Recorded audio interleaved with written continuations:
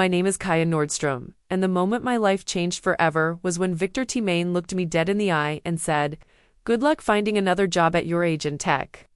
While laughing so hard his coffee mug actually rattled against his desk. I had just placed my resignation letter in front of him. 12 years. 12 years I had worked as his so-called senior analyst. Watching him present my revolutionary data optimization algorithms to industry conferences, board meetings, and tech summits as his own brilliant innovations. The entire tech world knew Victor TMA as the visionary genius who had transformed 3 major industries with groundbreaking algorithmic solutions. What they didn't know was that I had designed every single line of code. But let me pause for just a second here before I go deeper into what happened. Could you please take a few seconds to tell me in the comments where you're listening from, because I want to know where my story reaches, and also subscribe, and click the bell icon because what I'm about to tell you is going to get absolutely wild.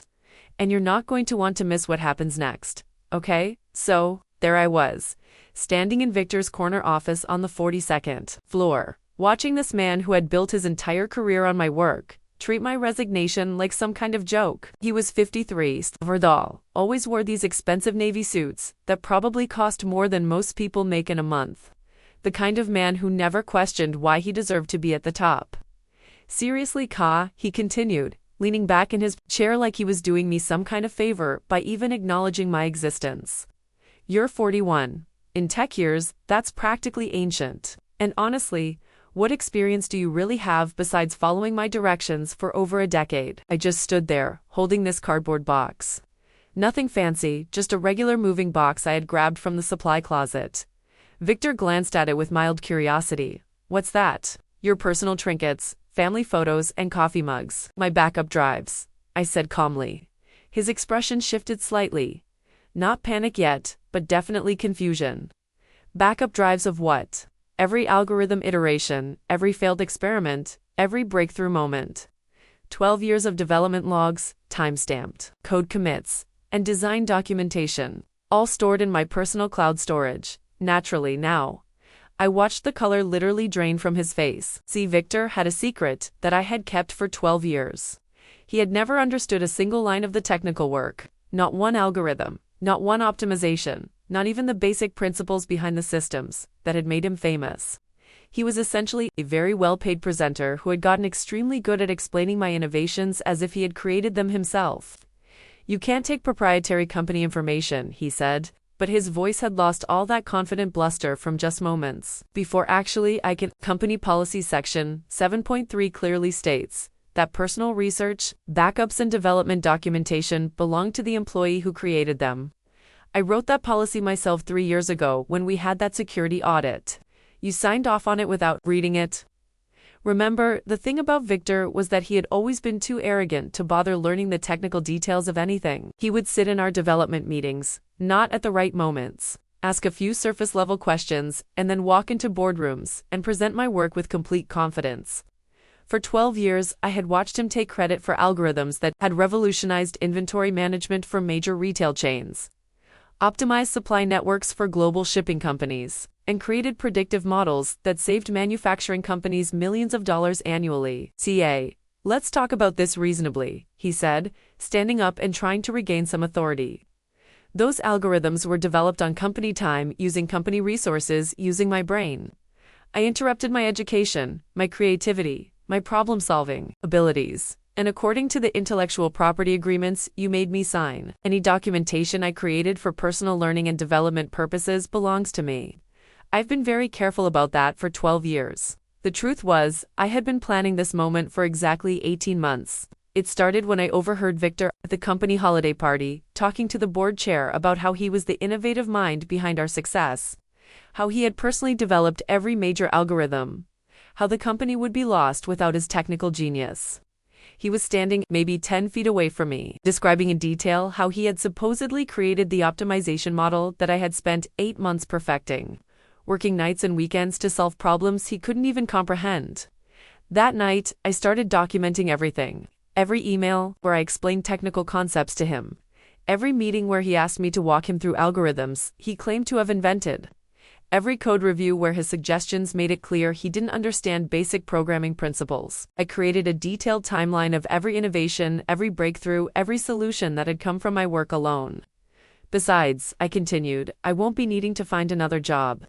I've already accepted a position where, he demanded, Chief Technology Officer at Quantum Dynamics. Quantum Dynamics was our biggest competitor. They had been trying to recruit the brilliant mind behind our algorithmic innovations for 3 years, sending increasingly generous offers that Victor had always intercepted and dismissed without telling me. What Victor didn't know was that 6 months ago, I had finally made contact with their head of engineering, a woman named Dr. Priya Vasquez, who actually understood technical innovation when she saw it. You can't. There are non-compete clauses, which apply to you, not to me. I was never considered senior enough management to be bound by executive non-compete agreements, another oversight in your contract management. I watched Victor try to process what was happening. In his mind, I was just his assistant who happened to be good with computers. The idea that I could independently navigate corporate negotiations, legal frameworks, and strategic career moves was completely outside his understanding of who I was. The real problem, Victor, I said, is that you never bothered learning what made you famous. See, here's what was about to happen. In 6 months, I would release next-generation algorithmic solutions at Quantum Dynamics that would make our current systems look like basic calculators. These weren't improvements on existing algorithms. These were completely new approaches I had been developing in my personal time. Innovations that represented the next evolutionary step in data optimization. When Quantum Dynamics started showcasing these revolutionary new systems, the tech industry would immediately recognize the advancement. Industry experts would start asking questions about how these algorithms worked, requesting technical papers, demanding detailed explanations of the methodology, and Victor would have absolutely no answers. Meanwhile, our current systems would start showing their age.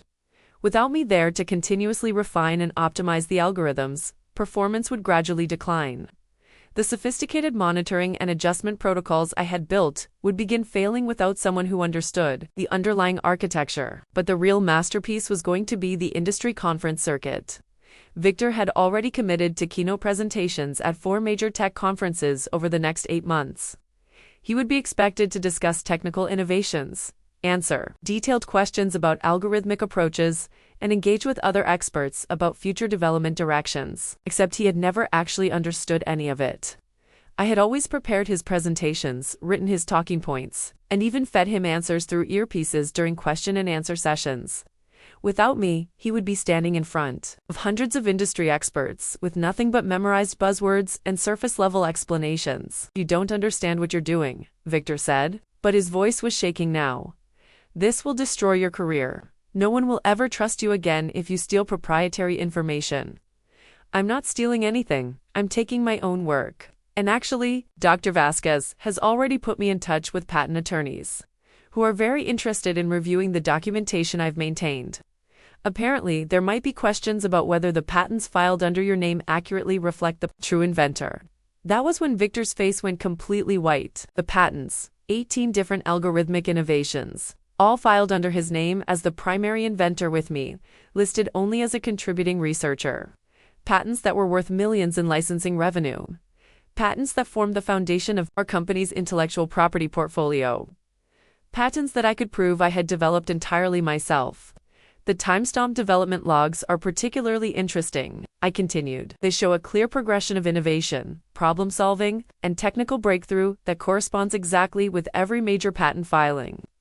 What they don't show is any input, feedback, or contribution from you, beyond approving the final implementation. Victor sat back down heavily.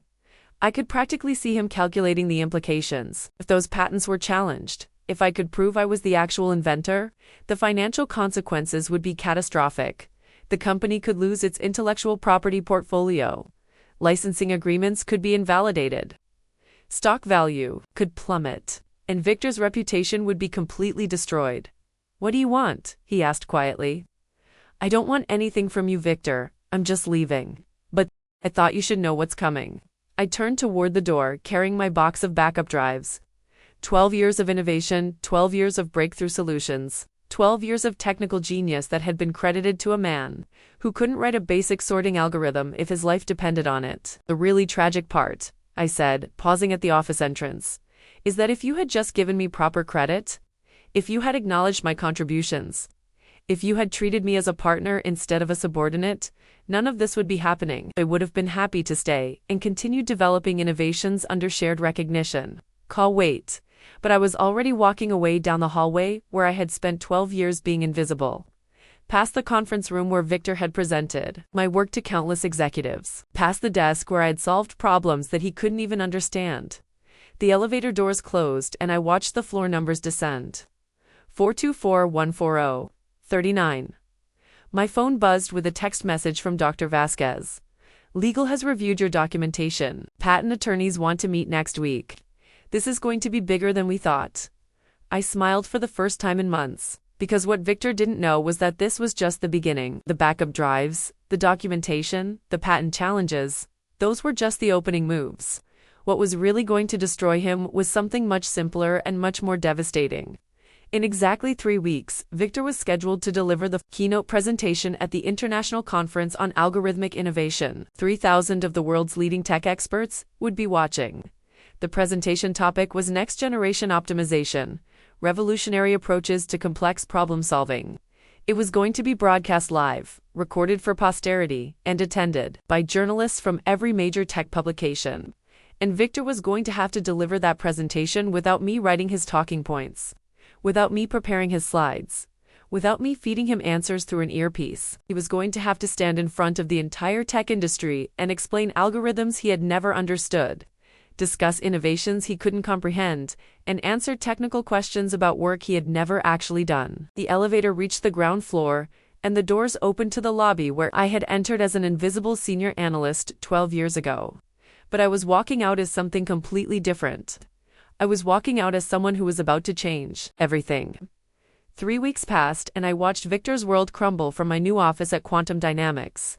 Dr. Vasquez had given me a corner suite on the 38th floor with windows overlooking the city, a team of 12 brilliant engineers, and a development budget that was triple what Victor had ever allocated for innovation. But the real entertainment was watching Victor's social media presence. See, Victor had always been extremely active on professional networking platforms. Daily posts about innovation, philosophy, leadership, insights, technical breakthroughs, the kind of content that had built his reputation as a thought leader in algorithmic development. Except now with me gone, his posts were becoming increasingly desperate and obviously shallow. 3 days after I left, he posted about the importance of collaborative development environments. 5 days later, it was leveraging team expertise for optimal outcomes. By the second week, he was just sharing articles written by other people with vague comments like interesting perspectives on emerging technologies. The tech community was starting to notice. Comments on his posts were shifting from respectful engagement to subtle questioning. Would love to hear your technical take on the implementation challenges mentioned here. Victor, could you elaborate on how this approach differs from your optimization methodology? Victor couldn't answer any of them. Meanwhile, I was having the time of my life. Dr. Vasquez had introduced me to the engineering team as their new CTO, and when I walked them through my next-generation algorithmic approaches, the room went completely silent. Not confused silence, impressed silence. This is at least 5 years ahead of anything I've seen in the industry, said Cheney, our senior software architect. How long have you been developing these concepts?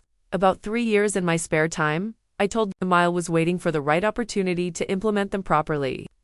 Why didn't your previous company move forward with this level of innovation? I just smiled.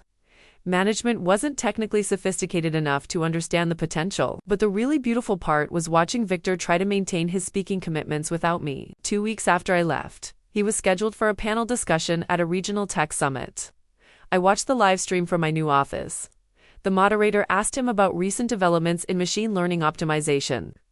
Victor gave a rehearsed answer about adaptive algorithmic frameworks that sounded like he had memorized it from a textbook.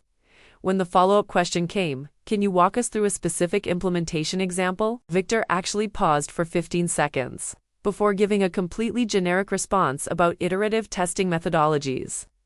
The other panelists exchanged glances.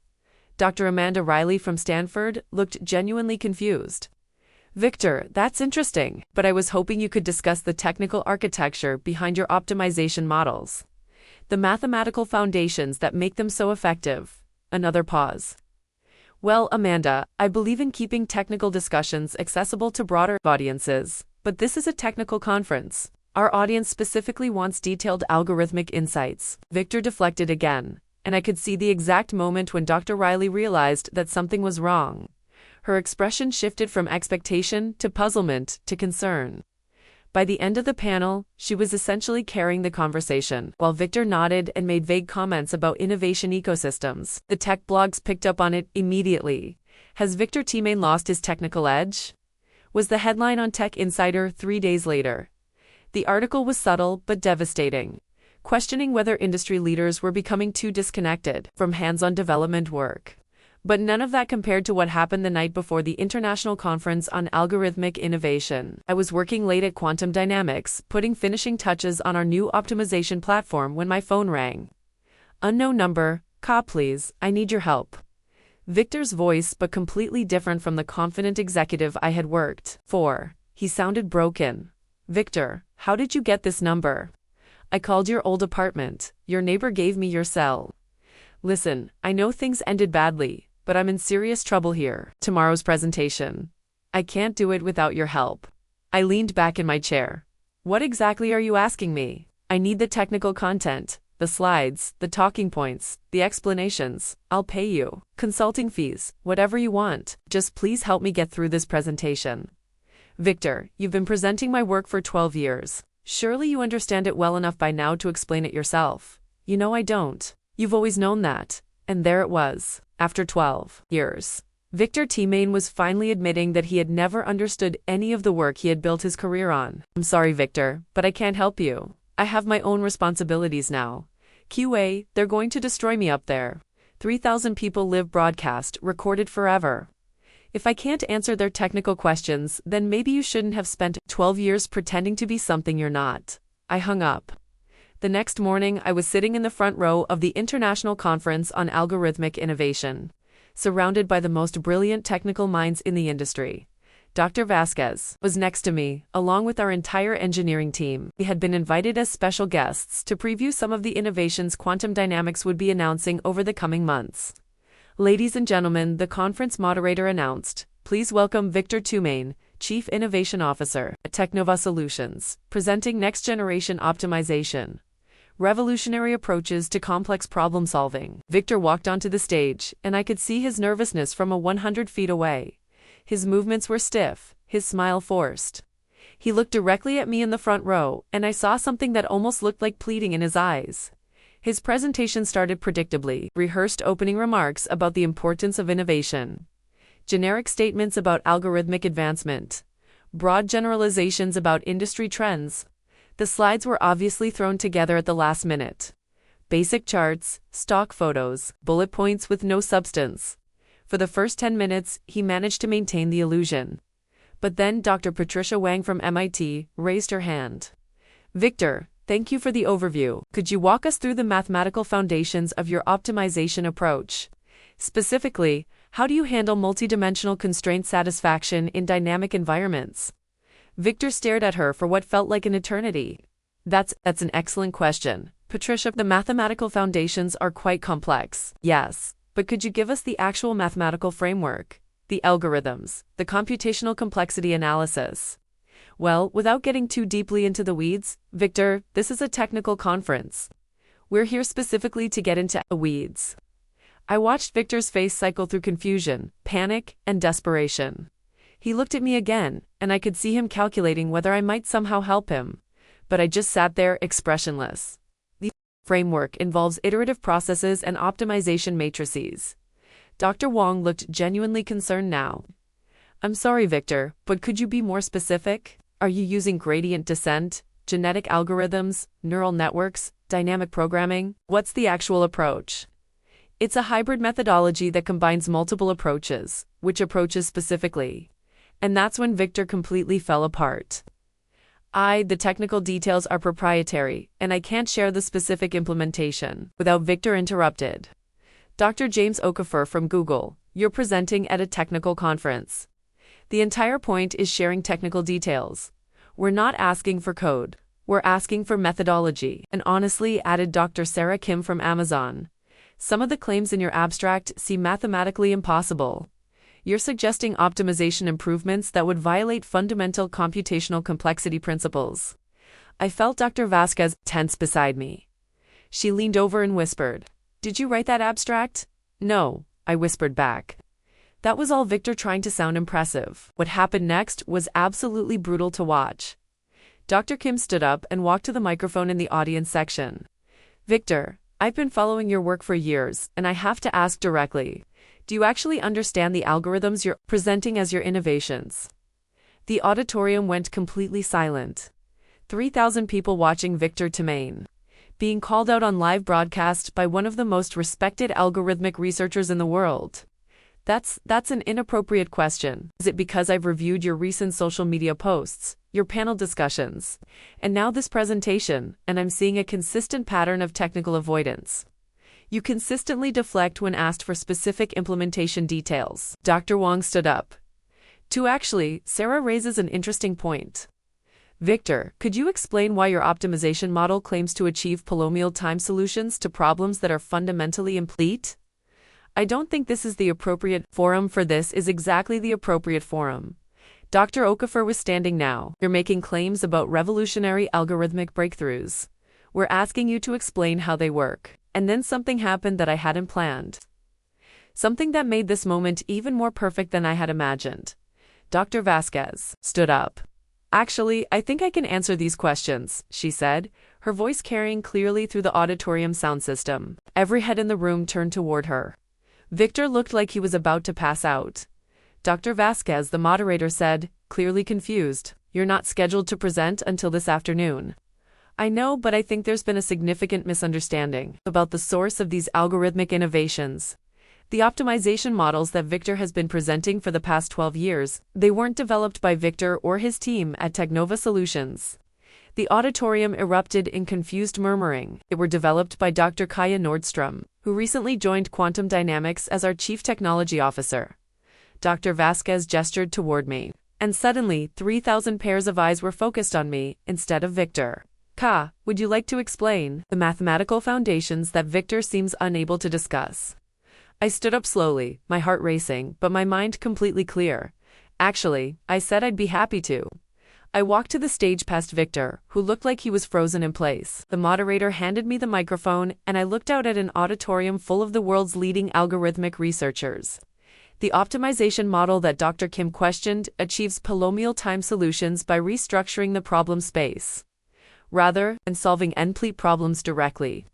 I began, instead of treating constraint satisfaction as a single complex problem, the algorithm decomposes it into a series of interconnected optimization tasks that can be solved independently and then integrated using a novel convergence methodology I developed. I could see faces in the audience lighting up with understanding and interest.